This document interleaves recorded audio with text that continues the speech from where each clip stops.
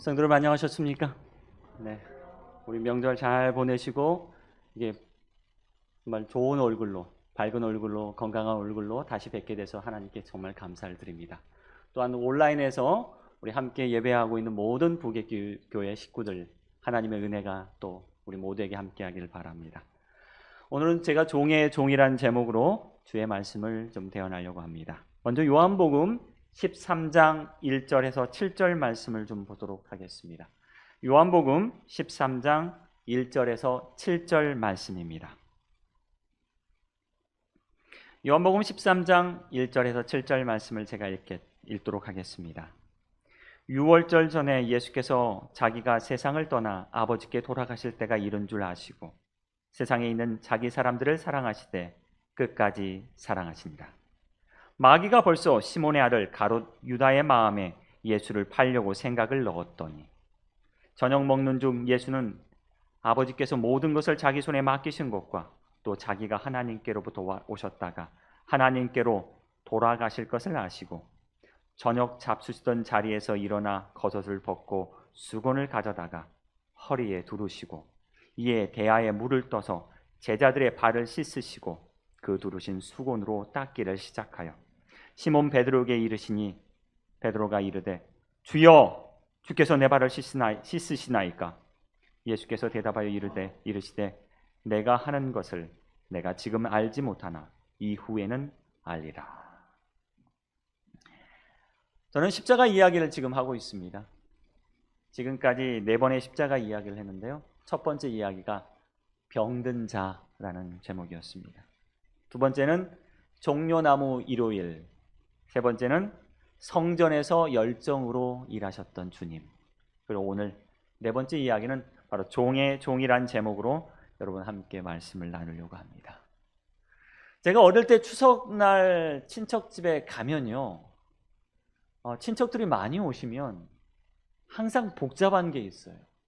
뭐가 복잡하냐면 서열이 복잡해. 근데 한국 사람들은요, 서열을 확실히 잡아놔야지 마음이 편해. 그래서 사람들이 처음 만나면 뭐 먼저 물어봐요? 여러분 뭐 먼저 물어보세요? 성 뭐 하는데 나이를 물어봐요. 나이가 그렇게도 알고 싶은가 봐요. 나이를. 왜?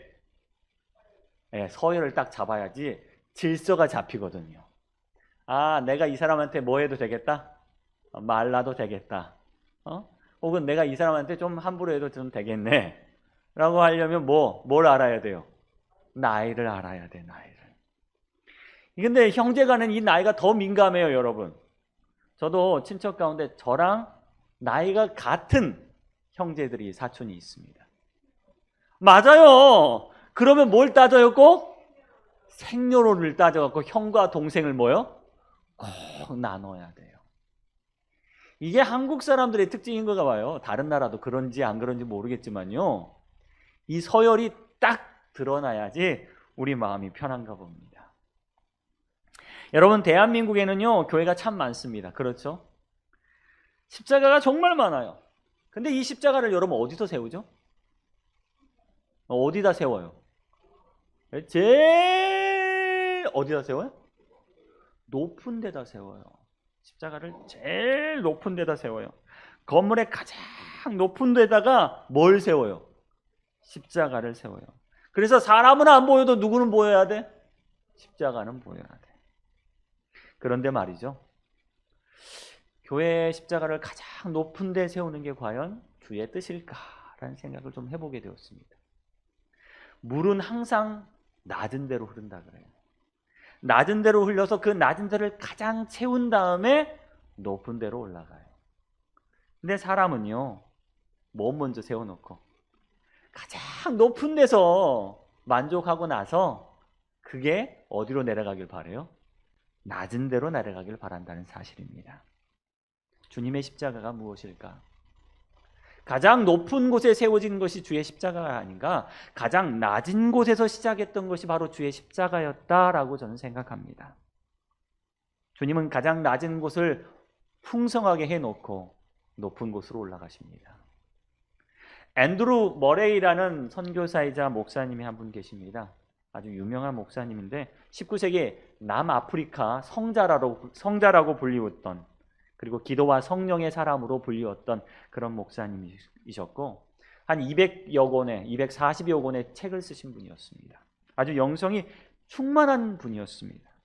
이분이 쓴 대표적인 그 서적 가운데 하나가 겸손이었어요. 겸손. 이 책은요, 세계 기독교 고전으로 알려질 만큼 대단히 유명한 책입니다.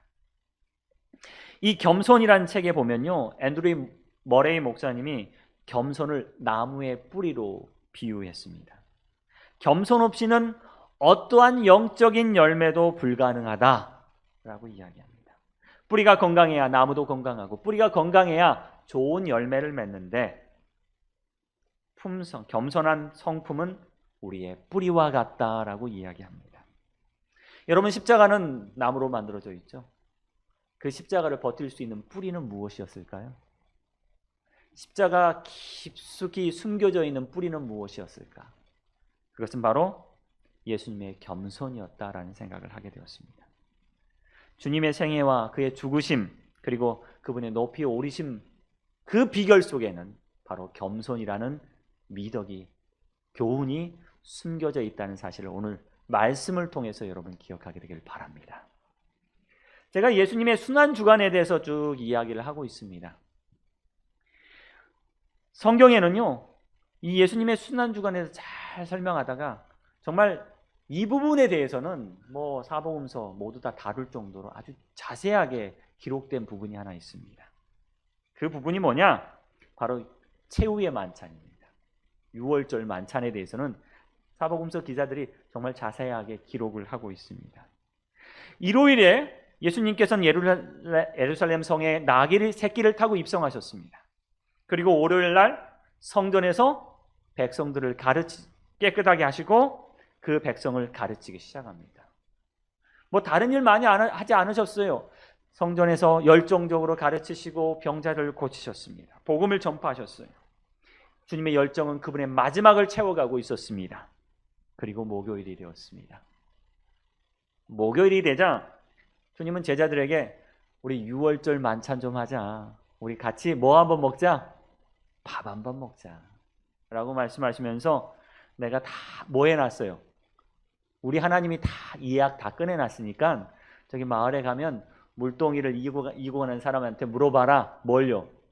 우리 주님께서 예약한 장소가 어디인지. 그리고 주님은 제자들을 이끌고 어디로 가셨어요? 한 다락방에 가셔서 그곳에서 최후의 만찬을 하십니다. 이 최후의 만찬은요, 대단히 중요한 언약입니다. 새 언약이에요. 주님께서 세우신 새 언약의 자리라는 사실입니다. 여러분, 그날 어떤 일이 벌어진지 여러분 아십니까? 여러분, 최후의 만찬하면 우리가 정말 자주 보는 그림이 한 편 있습니다. 이 그림인데 여러분 다들 보셨죠? 네, 다들 보셨을 거예요. 예수님과 12 제자들이 모여서 마지막 식사를 하는 장면인데요. 이 그림은 누가 만들었느냐, 누가 그렸느냐? 유명한 레오나르도 다빈치가 그린 최후의 만찬입니다. 다들 한 번 정도는 보셨을 거예요. 네? 안 보신 분 없을 겁니다. 성경에 기록된 아주 중요한 장면이고 마지막 사건이기 때문에 다들 이 최후의 만찬 보면서 감동을 많이 받습니다. 특별히 이 레오나르도 다빈치가 그린 이 최후의 만찬은 생동감이 있어요. 그래서 사람들이 참 좋아해요. 이 다빈치가 밀라노에 거주하고 있을 무렵 1498년이었습니다. 산타 마리아 델라 그라치라는 수도원 식당에 이 그림을 그렸다고 합니다. 물론 이 그림 외에도 최후의 만찬에 관련된 그림을 그린 사람은 참 많이 있습니다. 그런데 아마 이 작품이 굉장히 유명했던 것 같아요. 다음 작품은요, 이 레오나르도 다빈치 이전에 그렸던 작품입니다. 안드레아 델 카스타노라는 이탈리아 작가가 그렸는데 이건 1448년에 만든 작품입니다. 자, 이탈리아 피렌체 산타 아폴로니아 성당에 지금 소장되어 있는데요. 여러분, 이 작품에서 예수님이 보이십니까? 어디가 예수님 앉아 계세요? 어디 계실까요? 뭐 여기 가운데 계신 분이 예수님이시겠죠? 그럴까요? 안 그럴까요? 이렇게 아마 그럴 거라고 저는 생각하는데. 자, 그러면 여기 앞에 있는 여기 이 사람은 누굴까요? 누굴까요? 예, 유다라요, 유다. 레오나르도 다빈치 이전에는요, 최후의 만찬을 그릴 때 유다를 어디다? 예, 맞은편에 그렸대요. 이 제자들 맞은편에 서 있을 수 있도록, 앉아 있을 수 있도록 가룟 유다를 여기다 다 그렸다고 합니다. 그래서 홀로 격리돼서 이건 유다야 라는 걸 보여주기 위해서 이렇게 그렸다고 합니다. 자, 또 한 작품이요.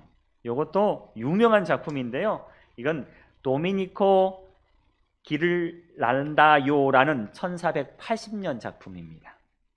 여기도 이탈리아 피란체 오니산티 수도원 식당에 이 벽에 그려진 벽화인데요. 이 작품을 그린 이 화가는요, 당대 굉장히 유명한 화가였대요. 그 당시 유명했던 미켈란젤로의 스승이었다고 이야기합니다. 그럼 굉장히 유명했겠죠. 유명한 사람이 스승이니까 얼마나 유명했겠습니까? 자, 여기서도 가룟 유다가 보이세요? 예, 가룟 유다가 이 맞은편에 이렇게 앉아 있었다고 합니다. 예, 그렇죠. 이렇게 앉은 것 같죠? 자, 당대에는 이렇게 그렸다 그래요. 어떻게 그렸냐? 이 부패한 인간상, 이 유다를 그리려면 유다는 좀 우리와 격리된, 그래서 보는 관람객에게 등을 보이게 이렇게 그렸다고 합니다. 근데 레오나르도 다빈치는 이런 규칙을 무시한 거예요. 무시하고 다 같이 앉아서 마치 사진 찍는 것처럼 딱 그렸다고 이야기를 하고 있습니다. 자, 그러면 우리 다빈치 그림을 다시 한번 돌아가서요. 이게 다빈치가 그린 그림인데요. 또 이 그림은 이제 사실 다빈치가 그린 그림을 갖다가 또 다른 화가가 그린 그림입니다. 똑같이 그린 그림이에요. 근데 이게 더 선명하기 때문에 제가 이걸 가져왔습니다. 이렇게 자리 배치가 이렇게 되어 있습니다. 가운데 누가 계세요? 예수님이 가운데 계세요. 그리고 그 옆에 누가 있습니까? 예수님의 사랑하는 제자 요한이 이렇게 있습니다. 그리고 요한에게 뭐라고 속삭이는 사람이 한 사람이 있어요. 이 사람이 누구죠? 베드로요. 성경에 보니까 베드로가 요한에게 머리짓을 해서 누가 예수님을 팔 것인지 한번 물어봐 라고 했다 그래요. 그래서 아마 이게 표시를 이렇게 하고 있어요. 이 장면은 어떤 장면이냐면 예수님께서 이 자리에 있는 누군가 나를 팔 거야 라고 하셨을 때 갑자기 제자들이 놀라가지고 서로 자기들과 함께 이야기하는 거예요. 누가 팔지? 누가? 너냐? 나냐? 그렇게 이야기를 하고 있습니다. 이게 한 네 그룹이 된대요. 세 명이서 이렇게 세 명이 이야기하고, 이렇게 세 명이 이야기하고, 이렇게 세 명이 이야기하고, 이렇게 세 명이 이야기하고 있다고요. 누가 예수님을 팔 것인가 고민하고 있습니다. 자, 그럼 베드로가 이렇게 있는데 이게 베드로라는 더 확실한 증거가 있어요, 여러분. 보이세요, 안 보이세요? 수염? 수염 아닙니다. 뭘까요? 여러분 잘 안 보이실 거예요. 베드로의 손을 한번 보시면 제가 큰 그림 하나 보여드릴게요. 베드로의 손에 뭐가 있냐면요. 맞아요. 칼이 있어요. 칼이. 베드로가 칼을 쭉 쥐면서 뭐라 그래요? 요한에게 야, 물어봐. 누가 예수님 팔 거야? 내가 뭐 갖고 칼을 꼭 쥐면서 내가 뭐 할 거야? 내가 지켜야지. 라고 했는데 이 칼을 갖고 있는 손이 누구의 옆구리를 살짝 찔렀다면 맞아요. 옆에 있는 유다의 옆구리를 살짝 찔렀대요. 이게 유다가 갑자기 깜짝 놀라서 약간 뒤로 넘어지는 장면이랍니다. 그래서 유다의 손에는 뭐가 있냐면 뭐가 보이세요? 파란색? 네, 맞아요. 돈주머니가 있어요. 이 유다에는 돈주머니가 이렇게 쫙 있고 잘 보이지는 않겠지만요. 여러분, 유다에는 돈주머니를 가지고 있고 다른 왼손으로는 예수님의 빵과 손이 닿다 그래요. 그래서 예수님과 빵을 함께 나눈 자가 나를 팔 것이다 라고 하는 이 예언의 장면을 소개하고 있습니다. 그래서 다른 사람의 얼굴은 다들 밝아요. 근데 유다의 얼굴만 이 레오나르도 다빈치는 좀 까맣게 색칠을 했다고 여러분 이야기하고 있습니다. 여러분 이렇게 설명을 드리니까 재밌죠? 이 작품이 바로 사실 아마 레오나르도 다빈치가 예수님 당시 이랬을 것이다 라고 생각하고 그렸지만요, 사실 이 작품은 예수님 당시의 모습을 표현한 건 아니었습니다. 이 당시는 레오나르도 다빈치가 살았던 그 수도원의 모습을 가지고 풍자한 내용 중에 하나입니다, 사실. 왜냐하면 여기에 있는 이 테이블이 어떤 테이블이냐면 수도원 식당에 있는 테이블이래요. 그리고 이 위에 있는 유리잔이나 접시들이 당시 수도원에서 쓰던 유리잔과 접시였고, 이 테이블보 접는 모양도 모두 다 당시의 모습을 이렇게 표현한 모습이었다고 합니다. 아마 이 레오나르도 다빈치는요, 생각했을 거예요. 이 식당에서 밥 먹는 사람 중에 누구는 누구야? 요한이 될 수도 있고, 누구는 뭐가 될 수도 있어요? 유다가 될 수도 있어. 그러니까 이 밥 먹을 때 너희들 조심해. 조심해. 라고 이 그림을 그리지 않았을까라는 생각이 듭니다. 하지만 여러분, 예수님이 십자가 달리기 바로 전 이 최후의 만찬의 모습은 이런 모습은 아니었을 거라고 고고학자들은 이야기합니다. 그러면 어떤 식탁에서 먹었냐? 바로 이런 식탁에서 먹었다고 이야기합니다. 이런 식탁의 모습은 어떤 모습이에요? 디귿자 모양이에요. 디귿자. 이런 식당을 트리클리니움이라고 하는 로마식 테이블입니다. 자, 이 로마식 테이블은 사람들이 어떻게 먹어요? 비스듬히 누워서 먹어요. 여러분 이렇게 먹으면 우리나라에서 뭐라 그래요? 버릇없다, 복 달아난다 그러는데, 당시 이 사람들은요 이렇게 먹었다 그래요.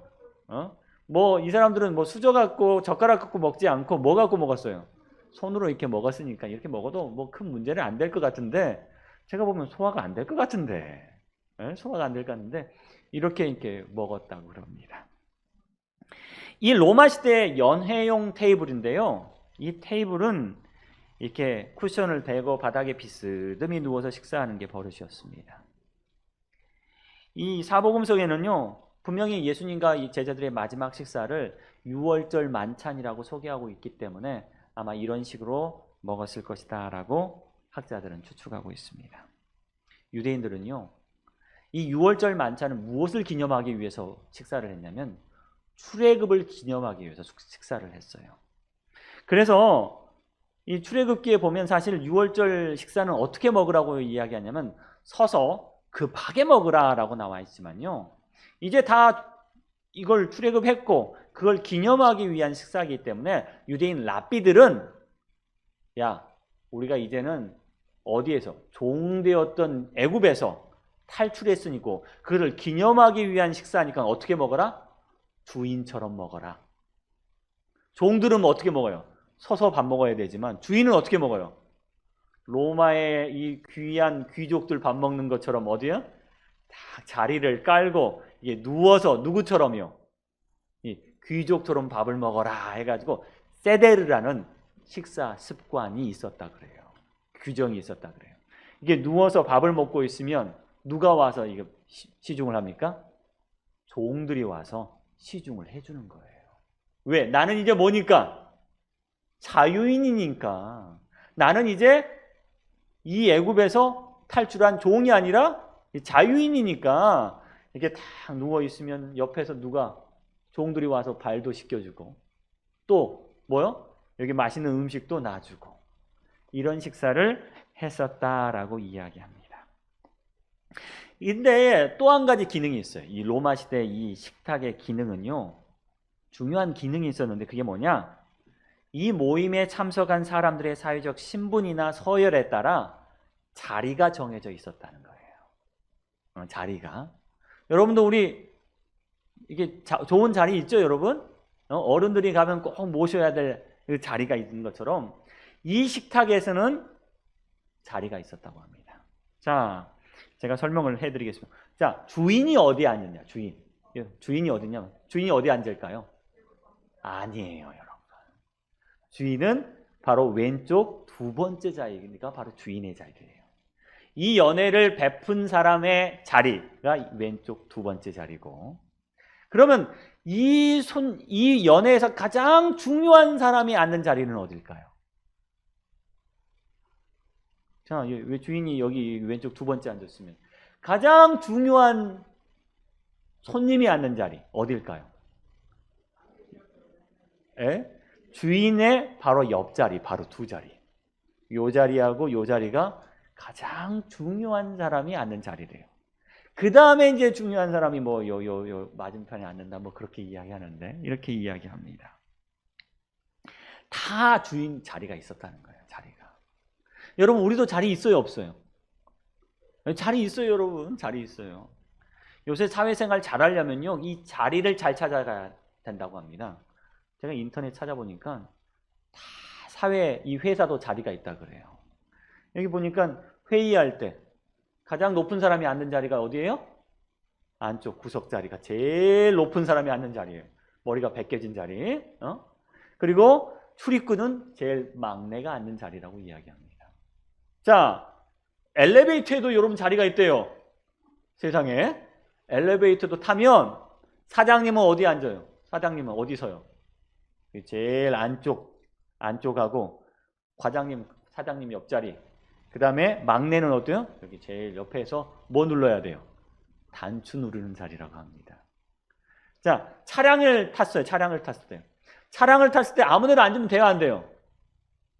안 돼요, 여러분. 차량을 탔을 때도 이게 중요한 자리가 있다 그래요. 예를 들어서 사장님은 어디에 원래 이 운전사가 탔을 경우는 사장님이 이 뒤쪽에 타지만 상급자, 자기보다 나이 많은 사람이 운전을 하게 되면 높은 사람이 어디 타요? 이 운전석 조수석에 탄다는 겁니다.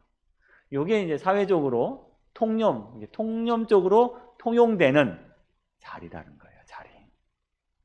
이런 자리들이 다 있다는 거예요. 이 최후의 만찬, 그 당시에 자리가 있었어요, 없었어요? 자리가 있었습니다. 제자들이 다락방에 딱 올라오자마자 뭐가 돌아가기 시작합니까? 눈이 돌아가기 시작해요. 와, 깜짝 놀랐어요. 야, 로마 사람들이 자주 쓰는 이 멋있는 연회장에 테이블이 쫙 깔려져 있고 여기에 쿠션이 있고 그리고 음식이 쫙 놔져 있는데 여기에서 중요한 건 뭐야? 내 자리가 어디냐 이거야. 내 자리가. 사실 제자들이 예루살렘에 올라오기 전까지 그들은 뭐 때문에 싸웠는지 아세요? 자리 때문에 싸우고 있었어요.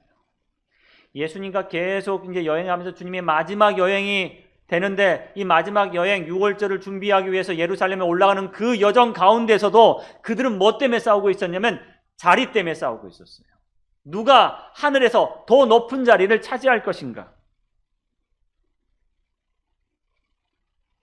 누가복음 22장 24절에 그들 사이 중에 누가 크냐 하는 다툼이 난지라. 이 다툼 때문에 서로 예민해져 있었습니다. 더욱 그럴 것은요. 누구 어머니가 오셨어요?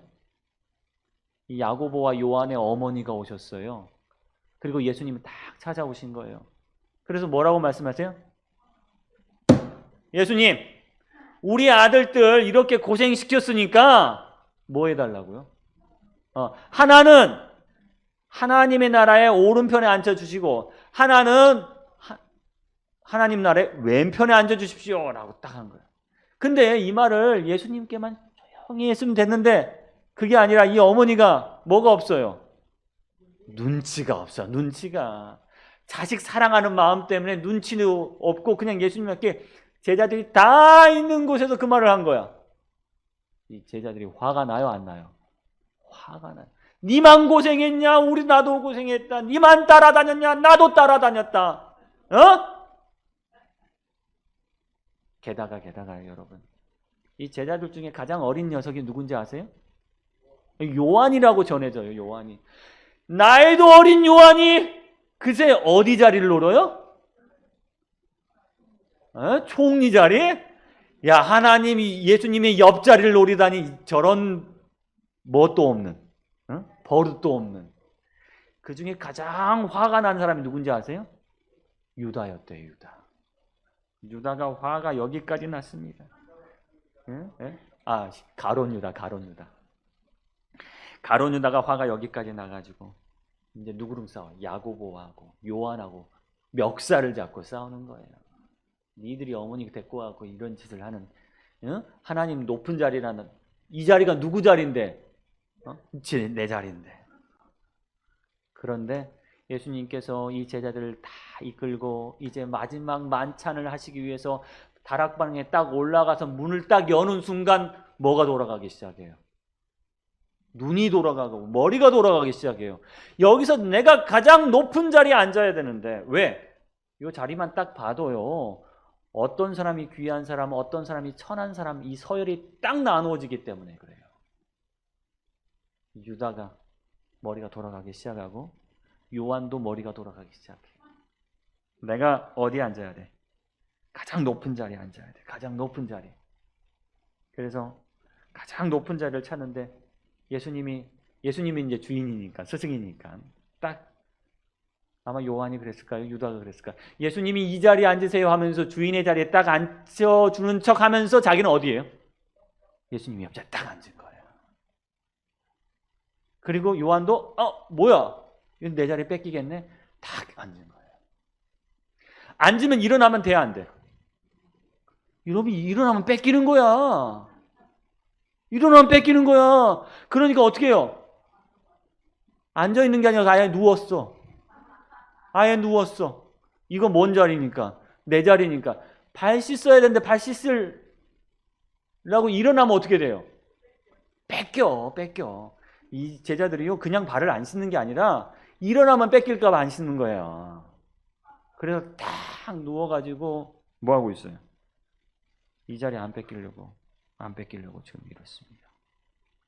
그래서 학자들이요, 이렇게 추정을 하고 있습니다. 과연 예수님이 어디에 앉으셨을까? 예수님이 이 자리에 앉으셨어요. 그리고 그 옆자리는 누가요? 가론 유다가 앉았고요. 그 옆자리는 요한이 앉았습니다. 이 자리는요, 성경에 기록이 사실 돼 있어요. 왜냐하면 예수님께서 예수님이 사랑하는 제자 요한이 예수님의 품을 베고 누웠다라고 해서 바로 옆자리일 거고, 예수님과 이 밥그릇을 썼던 자리가 바로 유다의 자리니까 바로 옆자리였을 것이다 라고 이야기합니다. 여기서 제일 억울한 사람이 누구예요? 어쩌면 베드로였을 수도 있어요. 베드로는 밀려나갔나 봐요. 이렇게 앉아 있었습니다. 서로 마음이 풀리지 않아요. 유다를 보면서, 요한을 보면서 왜 지가 그 자리에 앉아? 라고 있습니다. 제자들은 이 식사 자리에 와서요, 마음이 풀리지 않았어요. 계속 뭐 하는 거예요? 싸우는 거예요. 비끼라는 거예요. 네 자리에 거기가 아니라는 거예요. 특별히 요한에게 더 그랬을 겁니다. 나이도 어린 지가 왜 그 자리에 앉느냐? 그들이 이렇게 싸우고 있을 때 예수님께서 조용히 일어나십니다. 왜요? 아무도 자기 자리에 안 뺏기려고 안 일어나는데 누구라도 일어나야죠. 예수님이라도 일어나셔야죠. 그리고 예수님께서는요, 제일 먼저 누구의 발을 씻으세요?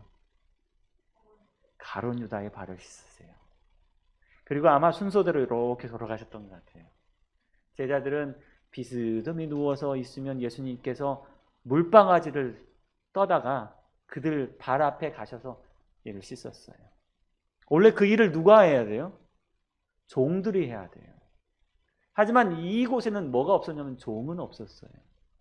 이 예수님께서 스스로 떠다서 그들의 발 밑에 가가지고 그들의 발을 씻으시는 거예요. 가론 유다부터 시작해서 한 제자까지 씻었어요. 제일 마지막에 다시 누구를 모았어요? 요한을 씻었다 그래요. 그래서 이 시대의 소망에 보면요, 요한이 가장 마지막으로 씻었고 가장 먼저 가론 유다를 씻었다라고 합니다. 요한까지 씻어 돌아오는 동안 제자들의 마음이 어떻게 됐을까요? 녹아내리기 시작합니다. 그들은 싸웠어요. 뭐 때문에요? 가장 높은 자리를 차지하려고 싸우고 있었습니다. 그런데 주님은요, 그들의 발을 하나씩 씻어주는 겁니다. 첫 번째 주님께서 씻어주는 발은요, 그분을 배신할 배신자의 발이었습니다. 주님은 그의 발을 깨끗이 씻었습니다.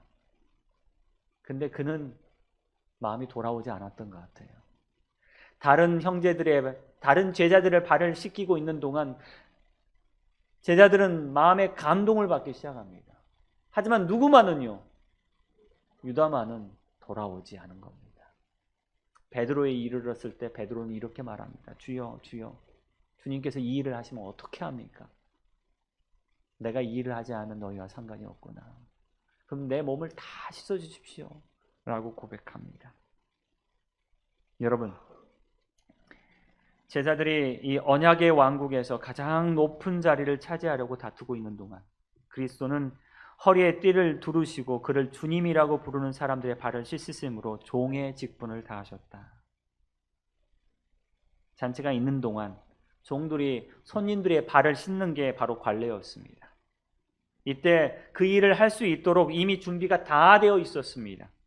물 항아리가 있었고 대야가 있었고 수건이 바로 그곳에 있었습니다. 하지만 누가 없었어요? 종이 없었습니다. 제자들이 그 일을 해야 했었습니다. 그러나 모두 다 뭐 때문에요? 자기 자존심 때문에 일어나지 못했어요. 자기 자리 때문에 그 자리에서 일어나지 못했어요. 그리고 모두 다 이건 내가 할 일이 아니라고 생각하고 있었습니다. 그리고 그들은 그 자리에 누워 있었습니다. 스스로 종교하기를 원하며 누워 있었어요.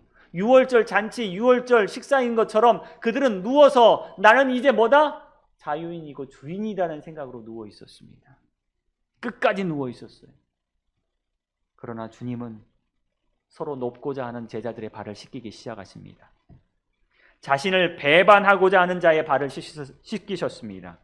자신을 욕하고 돌아설 한 제자의 발을 씻기셨습니다. 그리고 자신을 버리고 도망가 버릴 제자들의 발들을 씻기셨습니다. 이기적인 마음으로 높고자 하는 사람들의 마음을 씻기셨습니다. 이 시대의 소망, 이 최후의 만찬을 소개하고 있는 이 장의 제목은요, 마지막 식사가 아니라 종의 종입니다. 종 가운데 종의 모습으로 오신 주님을 우리에게 소개하고 있습니다. 여러분, 십자가가 어떻게 세워지지 아십니까? 십자가는 낮아짐으로 세워졌다는 사실을 여러분 기억하게 되길 바랍니다. 높은 곳에 세워진 게 아니라 낮은 곳에 세워진 게 바로 십자가임을 여러분 기억하게 되길 바랍니다. 우리나라는요, 분단이 되어 있습니다. 그리고 분단, 이 휴전선에 비무장지대라는 한 지대가 있습니다. 여러분, 이 비무장지대는요, 마을이 북쪽에 하나, 남쪽에 하나, 딱 두 마을이 있대요. 원래 비무장지대는 사람이 들어가지 못하는데 이 비무장지대에도 마을이 딱 하나씩 만들기로 했답니다.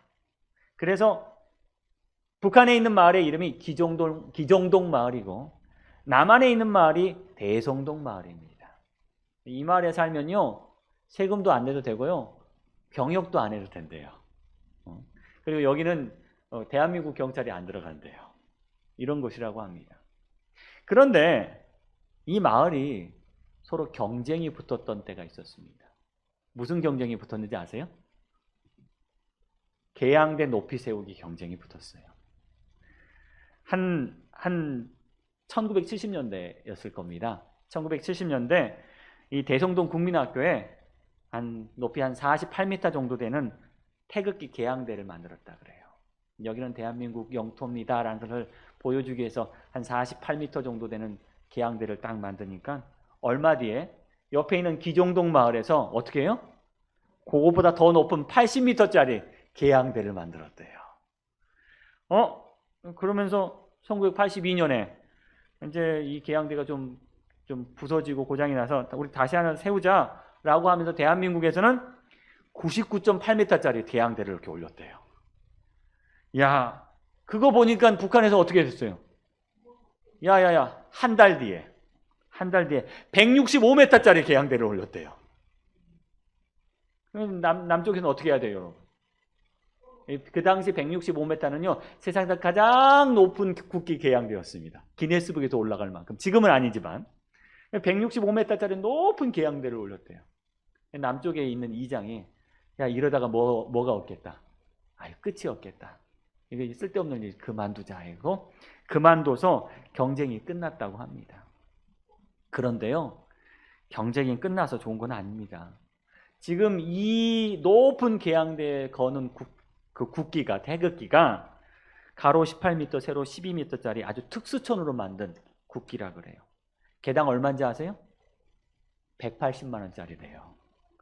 근데 180만 원짜리인데 이 제작비가 180만 원인데 한 달 조금 더 간대요.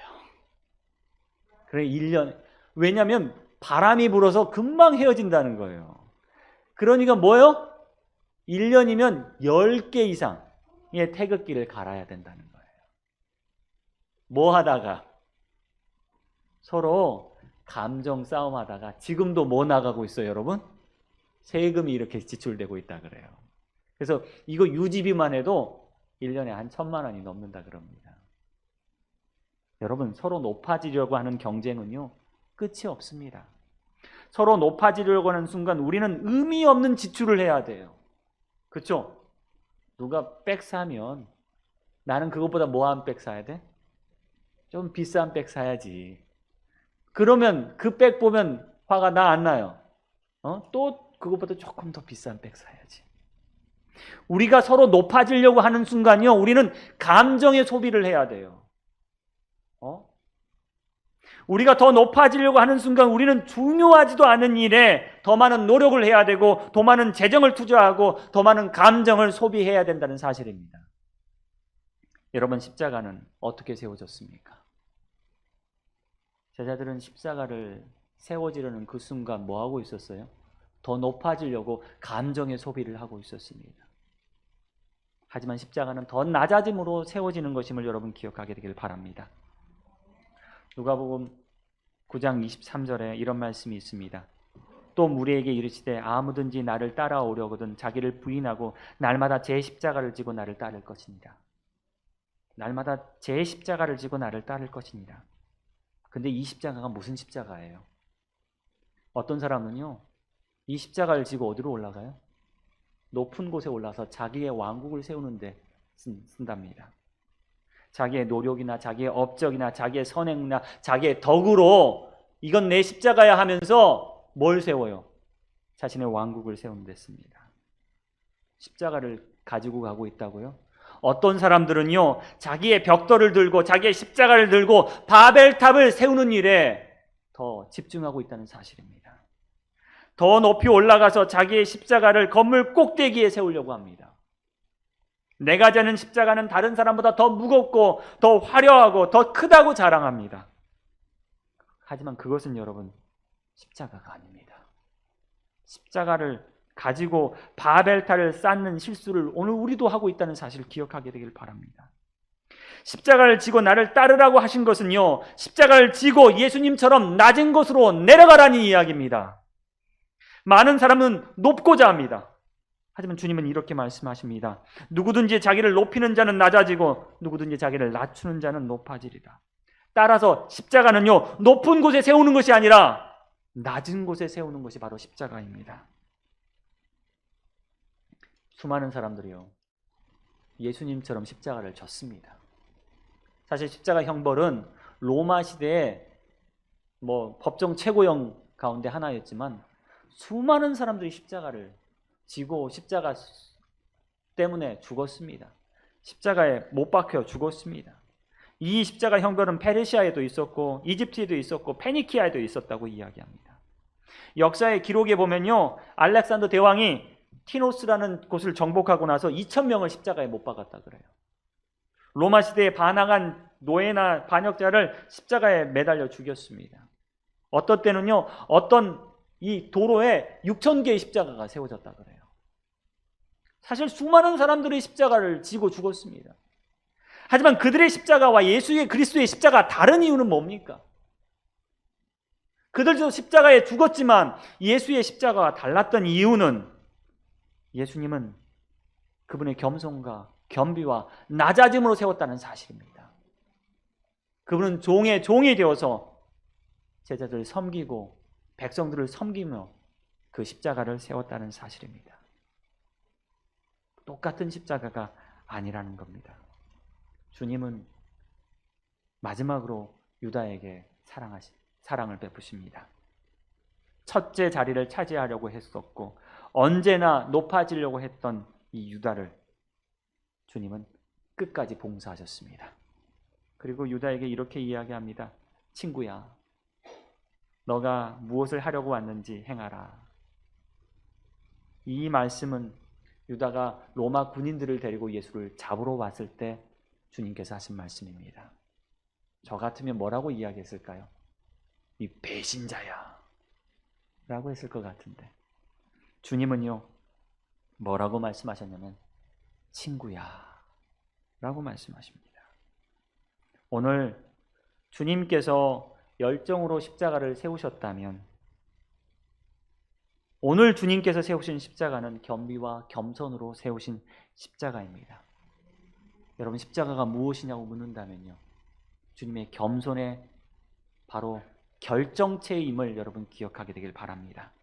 오늘 우리가 십자가를 져야 한다면 오늘 우리는 겸손해야 된다는 사실을 여러분 기억하게 되길 바랍니다. 십자가는 오늘 우리에게 말합니다. 십자가는 오늘 우리에게 증언합니다. 모든 존재들이 섬김을 받음으로 예수께서는 사람의 종이 되고자 오셨다. 그리고 그분은 모든 사람을 섬기심으로 모든 사람의 섬김과 영예를 받으실 것이다. 예수님의 거룩한 속성에 참여하고 구속받은 영혼들을 바라보는 기쁨을 예수님과 나눌 자들은 그분의 무아의 봉사의 모본을 따라야 된다. 오늘 주님의 봉사의 모범을 따르게 되기를 간절히 바랍니다. 최고의 겸손은 우리가 그리스도의 자기 희생적인 은혜를 받아들일 때 이르러 온다. 이것이 바로 뭐예요? 여러분 십자가입니다. 여러분 십자가는 낮아짐으로 세워지는 것임을 여러분 기억하게 되길 간절히 바랍니다.